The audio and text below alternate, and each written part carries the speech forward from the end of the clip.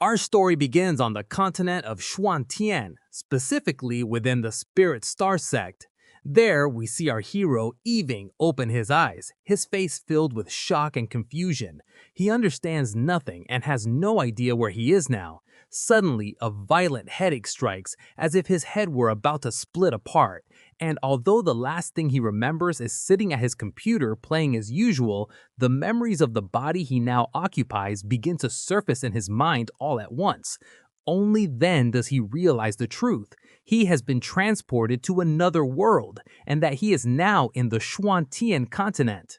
This village is considered one of the best places to learn martial arts, which is why everyone dreams of joining one of its sects, whether ancient or newly established. And this day happens to be the beginning of the first entrance trials of the Spirit Star sect to recruit new disciples. However, our hero knows very well that he still possesses no power at all, yet he holds an unbelievable confidence, thanks to the Manhwa stories he reads, that he will obtain a system in about 2 years or so, and only then will he try to join those sects. But suddenly, he hears strange sounds and lights begin to appear all around the place. It turns out that they belong to Lady Luo Xinshui, the leader of the Spirit Star sect, who announces that she has come today to accept anyone into her sect without any discrimination, whether weak or strong. At that moment, joy spreads among everyone, and they can hardly believe what they have heard, especially our perverted hero, who keeps staring at her and thinking to himself that she is even more beautiful than the actresses he used to watch on television. But since nothing in this world is free, the sect leader continues her speech saying that whoever wishes to join the sect must pay 10,000 low-grade spirit stones. The crowd is almost struck dead from the shock. One of them shouts that a single stone, even of the lowest rank, is enough to feed their entire family for a whole month, while others explain that if they actually had that much money, they would have never thought of joining any sect in the first place. As for our hero, he still does not know the currency of this world, but he comments to himself that this is exactly like someone telling him, "I'll give you a job, but first pay me $10,000. And suddenly, he hears a voice welcoming him, saying, "The spending system has been successfully activated." Our hero freezes in place, his astonishment growing, unable to understand what is happening at all. In all the stories he had read, the system usually appears after 2 years or something. But this time, the system cuts into his thoughts and tells him that this one will make him stronger the more money he spends.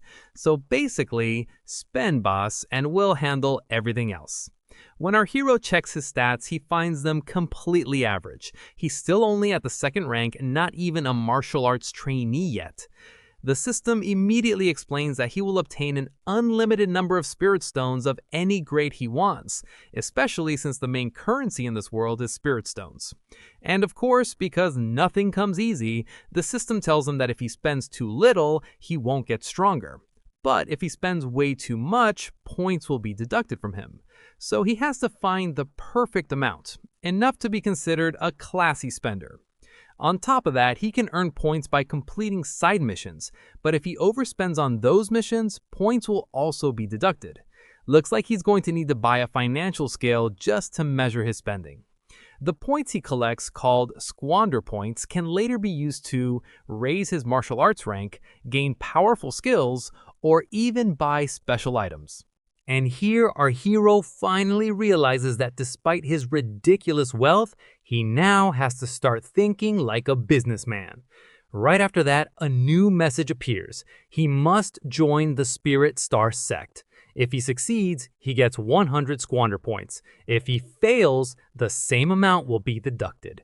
Meanwhile, someone is speaking respectfully to the girl Xinshui, telling her he knows she did all that on purpose so no one would join her sect, because everyone here is poor and can barely afford food.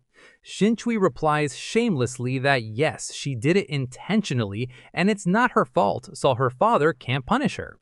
Then we find out that her father is the leader of the Polar Star sect, and he was the one who forced her to open a sect on the Xuantian continent so she could clear her mind. Because he knows she's not actually his real daughter. She was originally a priestess from the Eternal Mausoleum sect, one of the upper realm sects, but one day Xinshui was betrayed and died. only to awaken in the body of this man's daughter. That's why she wants to shut down the sect and spend all her time meditating, because that would allow her to rapidly increase her martial arts level and return to her original world once again. Only then will keep telling her master about the sect that killed her, and she'll take revenge on all of them with the help of her own sect. And up to this point, I know your brain is already overloaded with information, but hold on for the last part, because right now we're building the foundation of the story, then we'll speed things up. For those who are new to the Mori world, and Mori is basically the name used for any martial arts world, this world has an upper realm and a lower realm. The lower realm is called the human world, and the upper realm is called the immortal world. And literally, there's a massive barrier between the two, and no one can enter the upper realm unless they reach the highest martial rank in the lower one. Now, back to our story. We see our hero calling out to the master and telling her he's ready to pay 100,000 low-grade spirit stones, not just 10,000. Shin Shui's shocked and asks him how he's even going to do that. Even the man standing next to her says, "Are you sure you actually have that much money, kid?" And even though our hero had just recently thought that anyone who did something like this must be an idiot, he suddenly changes his mind and decides to become that idiot himself. Then he pulls out a spatial storage ring and hands it to the sect leader, who can't believe he actually paid the full amount. But she's even more shocked by the idiot who's willing to pay all that just to join them. Still, she quickly regains her composure and tells him that there might not even be a place for him to sleep in the sect. But our hero replies, "No problem, I'll pay people to build the houses we need." She keeps trying to drive him away, saying they can't offer him anything in return because their sect is poorer than poverty itself. But he tells her, "Don't worry, master, I'll cover all the expenses." After all, it's his mom's money, my friend. He's not losing anything. His words make Liu furious because she can't believe a poor-looking kid like him is telling her, someone of her status, that he'll buy the thing she needs. She calms herself and says she won't have time to teach him anything even if he joins. He responds like, "Wow, what a touching speech," and starts pretending to think for a moment. She tells herself that since he's hesitating, she's finally succeeded in scaring him off. But our hero cuts her thoughts short and says, "I don't want anything from you, don't worry." At that point, her brain practically crashes and she collapses from sheer anger at this skinny brat. And he keeps trying to check if she's okay while she can't even look at his face.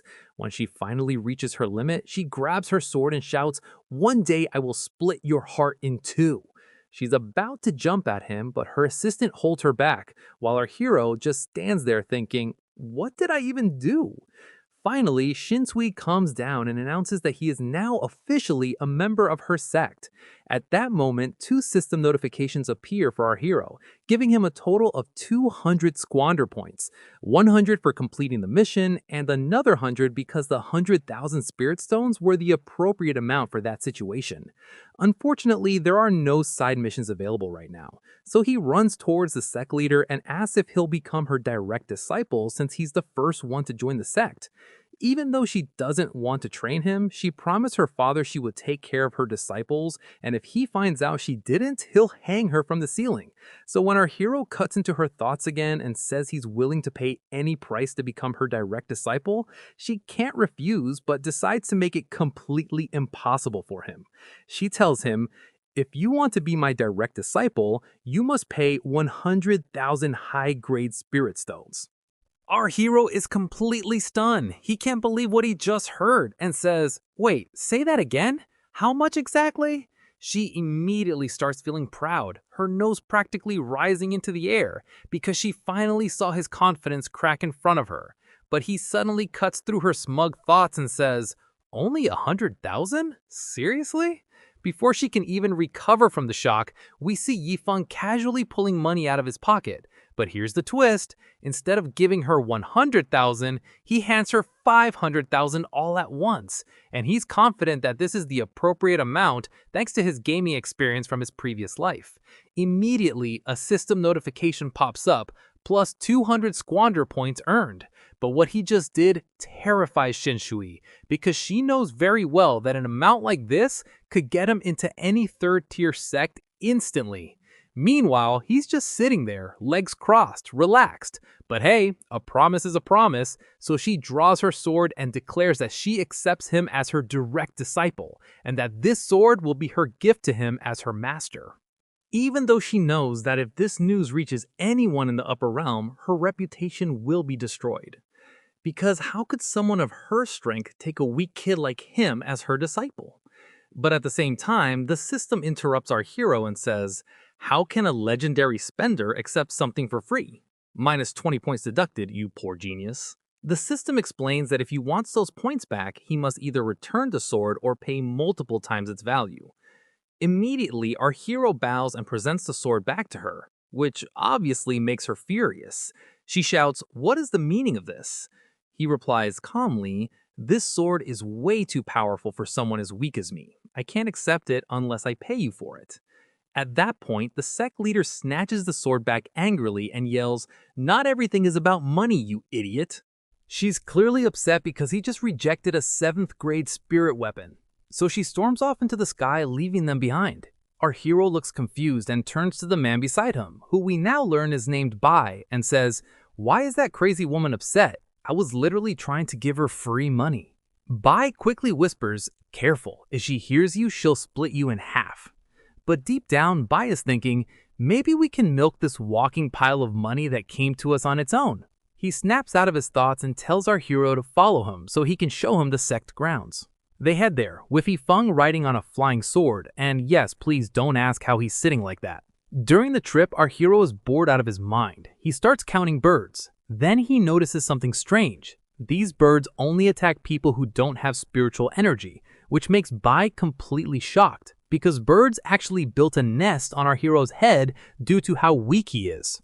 But our hero doesn't care at all. He's busy asking the system about his rank and the power levels in this world. And finally, the system begins explaining the power stages, which consist of 9 realms, and we'll go through them starting from the weakest. The stages start with the Spirit Sea realm, followed by the Chi Gathering realm, then the Chi Fusion realm, and the Foundation Building realm.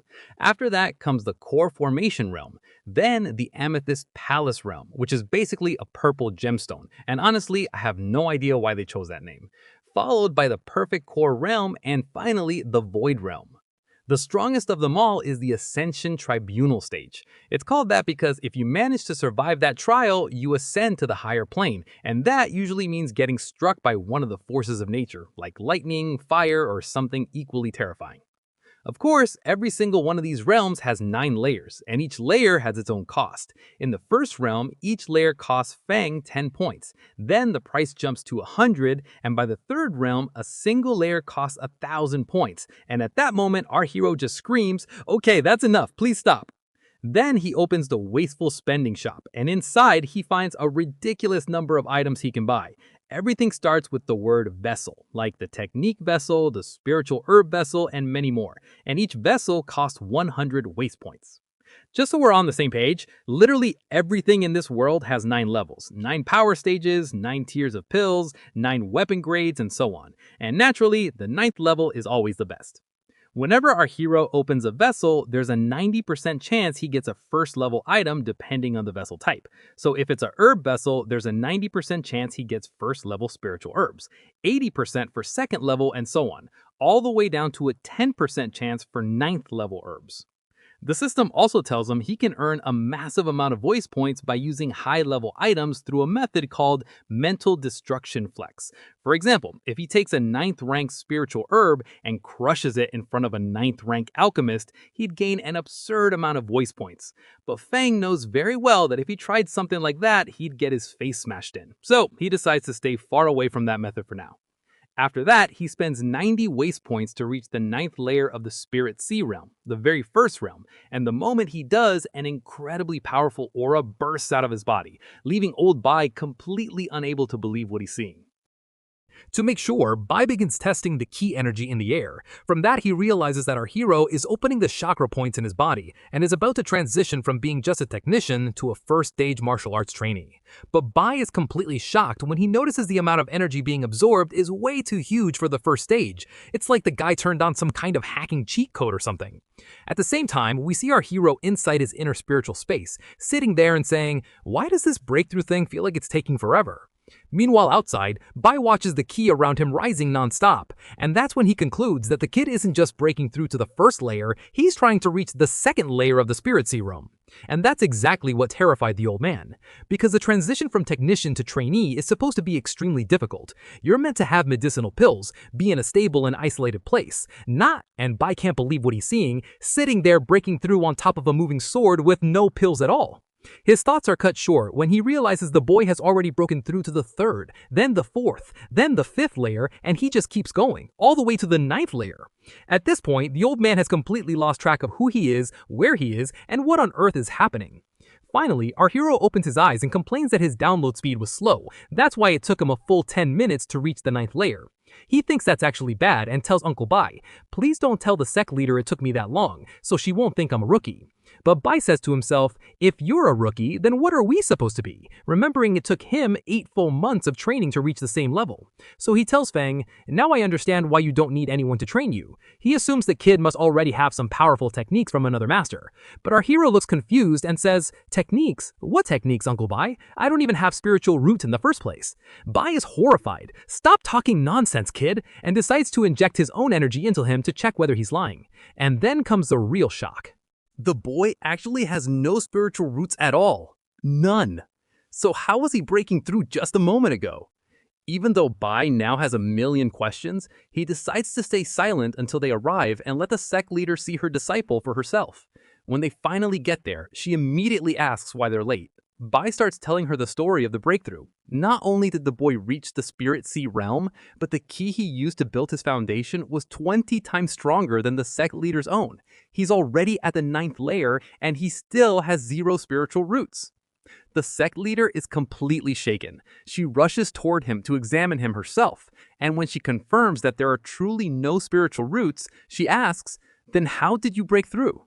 But before he can answer, a voice interrupts them announcing, "The full moon peak has arrived for an official visit to the Spirit Star Peak."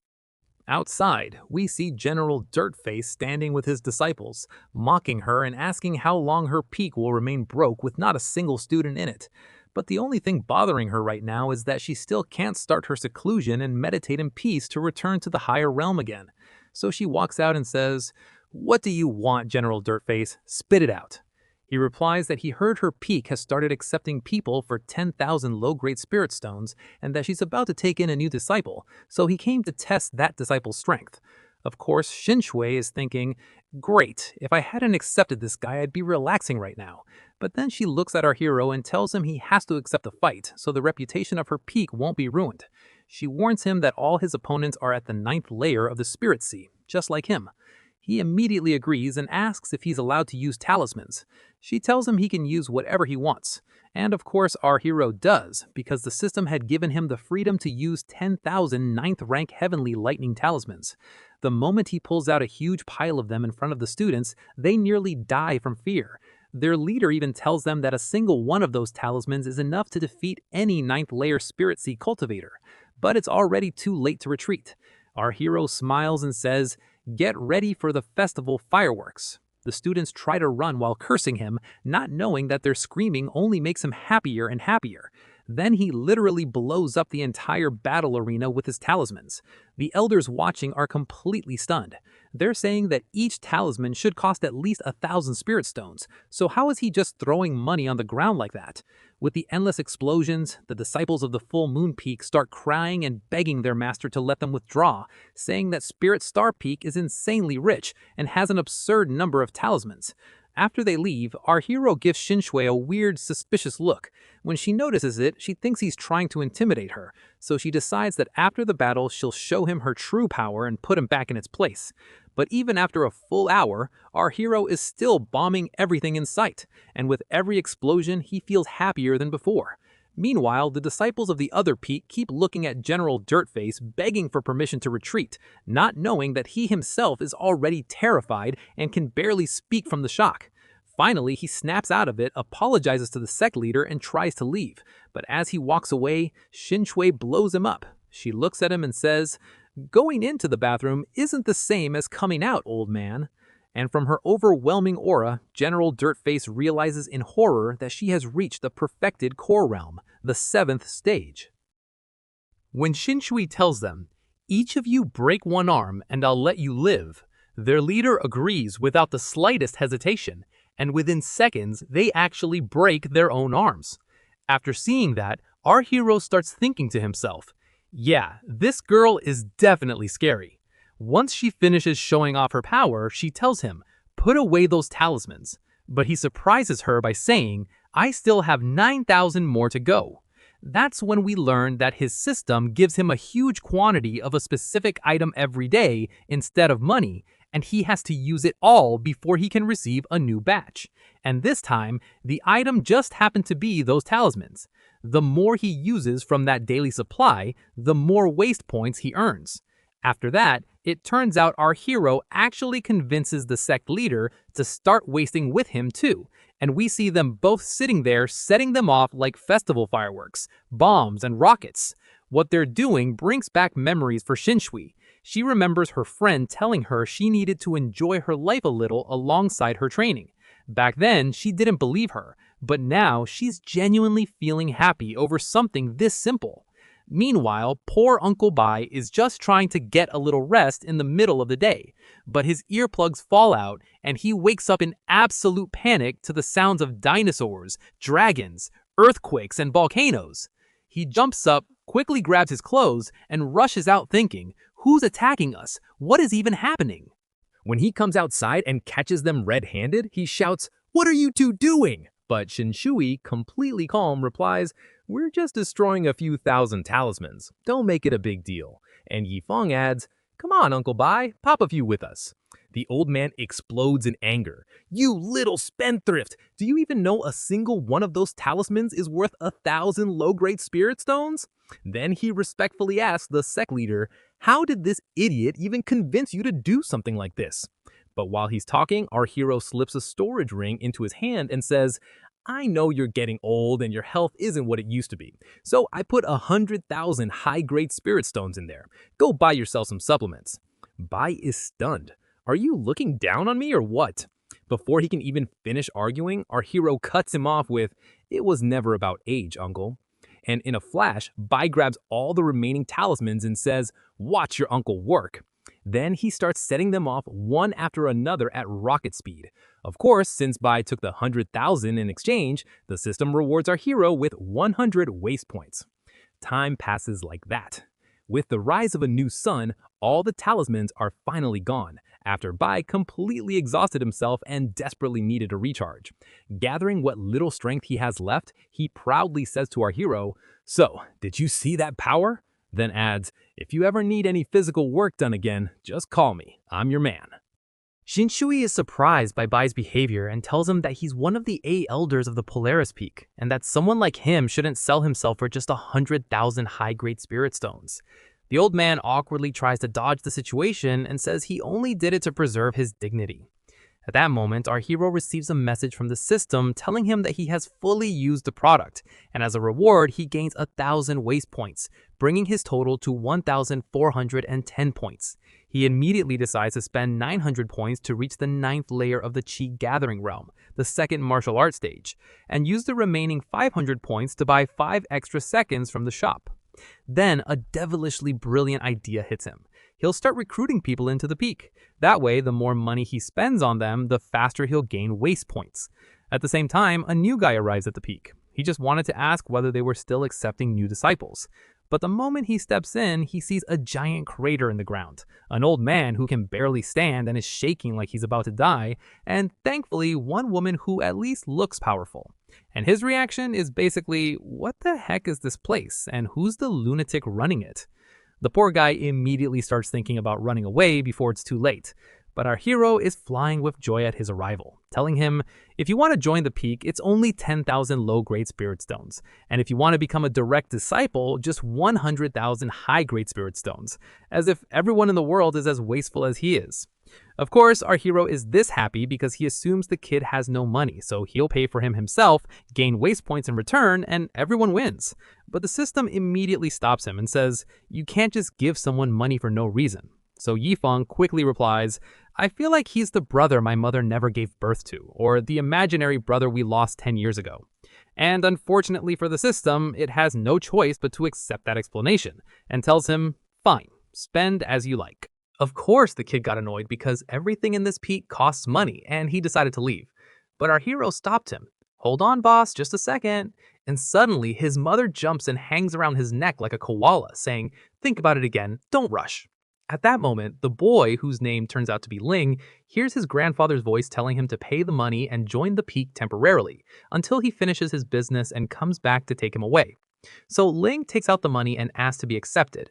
Meanwhile, Shin Shui is slowly backing away, seriously considering escaping from the entire place, but she regains her composure and tells him, if you join this peak, you won't get anything in return. You'll teach yourself, and if you make a mistake, 10 lashes. What a job offer. Ling calmly replies that he doesn't need anything from her anyway, which forces her to accept him. But 2 seconds later, she completely changes her mind and says, wake up early, training starts tomorrow. Then she walks away, totally frustrated, telling them to find any barn to sleep in, since they're the only people in the peak anyway. Our hero, confused, says, truly, women are unpredictable. One minute she says she won't train you, the next she says she will. Then he thinks to himself that he never expected Ling to be rich too, but he celebrates because he's still the only direct disciple of the sect leader, while the sect leader is somewhere praying that all of this turns out to be a dream. Our hero starts getting to know Ling better and reminds him not to forget that he's now his senior brother, welcoming him as an inner disciple. After some time passes, our hero tells Ling that he has finished preparing his room. Ling replies that he has prepared his room too, and invites him to come sit with him. Since they clearly don't have the concept of guest etiquette, our hero walks in boldly and notices a pill furnace inside the room, the kind used in ancient China to refine all sorts of alchemical pills. At that moment, Ling starts bragging and says that his alchemy is 3rd rank. Because in this world, craftsmen are highly respected. An alchemist, a weaponsmith, or talisman maker is treated exactly like engineers and doctors in the world.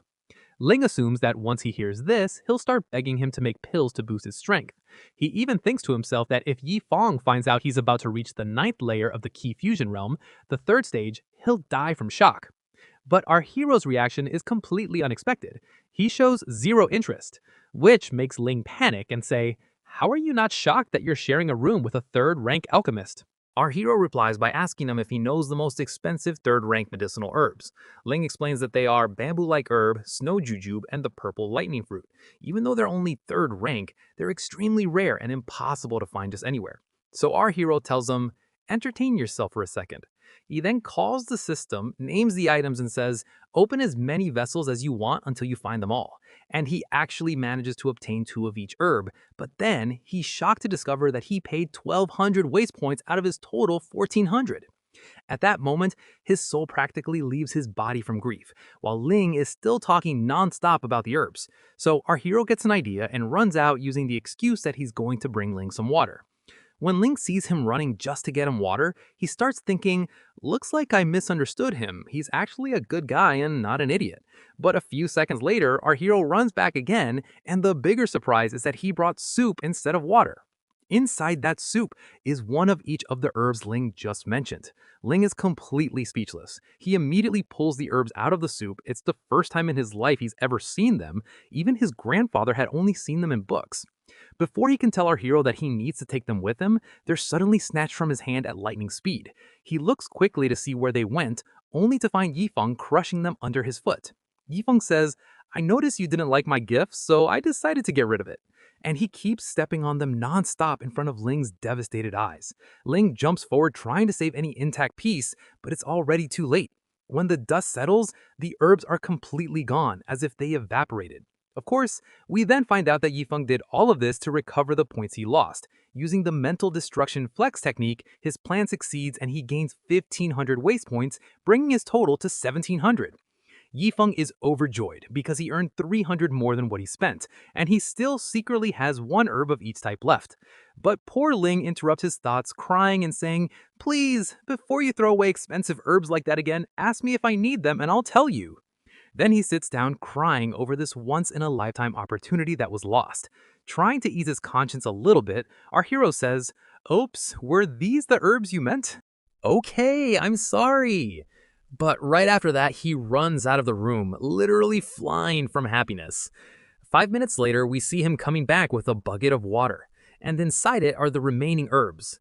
He starts using them to wash his foot and relax a little. With time, he sinks into full comfort and says, "My foot feels lighter, like it's going numb. Honestly, it looks like it might fall off completely." Meanwhile, Ling arrives at our hero's door because he wanted to tell him something important about the herbs. From Ling's thoughts, we learn that although each herb alone has great benefits, combining the bamboo-like herb with a purple lightning one creates a deadly poison. But his thoughts are cut off by Yifeng screaming, "My foot turned completely black!" Ling immediately breaks the door and rushes in, only to find our hero sitting there calmly asking, "Doctor, what's wrong with my foot?" While our hero keeps talking non-stop, Ling tries to hold back his anger and asks in a cold voice, "Did you seriously use those rare treasures to wash your foot?" Without even trying, our hero gains another 1,500 waste points. What a legendary mental destruction move. Then the system tells him that if he wants to remove the poison from his foot, he needs to pay 1,000 points. Link suddenly shouts that he came specifically to warn him not to mix those herbs so he wouldn't get poisoned. At the very moment our hero is smiling and pretending to listen, he has already spent the 1,000 waste points, and the poison disappears from his foot in seconds. Ling is thrown into another shock. He cannot understand how someone could remove a legendary poison in mere moments. And before he can recover, he sees our hero putting his foot back into the herbal water again. Because Yifeng is a generous guy and doesn't like to enjoy things alone, he asks the system if he can use points to cure someone else's poisoning too.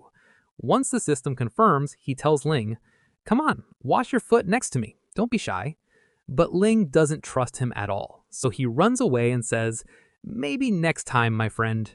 While leaving, he starts thinking whether he should report this insane wastefulness to the sect leader, but then decides not to. He doesn't want to be a snitch. Meanwhile, our hero spends another 1,000 points to cleanse his foot again, excitedly 900 more to reach the 9th layer of the Chi Gathering Realm, the second martial stage. If you've made it to the end of the video, you're officially one of the legends.